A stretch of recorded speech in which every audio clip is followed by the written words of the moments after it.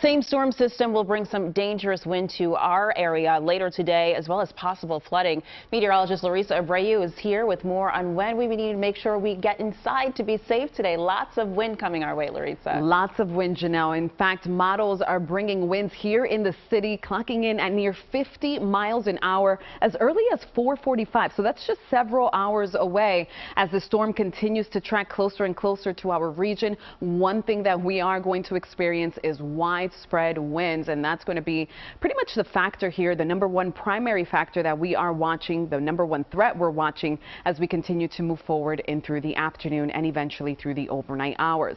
4:45 shows those strong winds, but as we approach late tonight, notice how they continue to increase, especially right along the Jersey Shore points. We're talking 65-mile-an-hour wind gusts down there in Wildwood, 62-mile-an-hour wind gusts for Millville, and near 60-mile-an-hour wind gusts for the city of Philadelphia. So that's strong enough winds to ground any flight, strong enough winds to knock things over, and of course cause those power outages. So that's why we have to plan in advance. The system will finally begin to depart here as we head towards tomorrow morning. We'll talk closer timing in a moment, but here's what you need to plan for. Down trees and wires, as well as power outages. It's going to be difficult to travel, especially if you're waiting to travel later on tonight. Now, behind the storm, it becomes very, very cold, and any rain that does pond over, we're going to see some icy roads and some icy sidewalks. Take a look at current temperatures. It is so mild out there. This is unusually mild, well above average for this time of the year here in Philadelphia. We're talking temperatures well into the 50s, Millville to Wildwood. We head north into Allentown there at 54 degrees.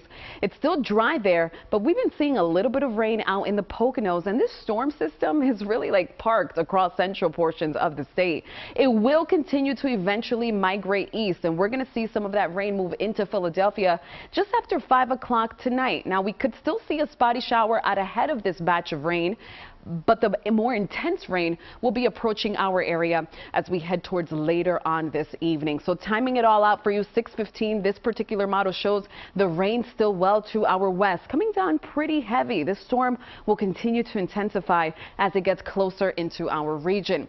By the evening, overnight hours, here's 11:30 in the morning. We're talking blinding downpours. This is when winds will be at their strongest. So we're talking heavy rain, denoted by the yellow and the oranges that you see. We may catch a lull in precipitation, but we're not quite out of the woods. In fact, we'll be waking up to our Christmas morning with rain.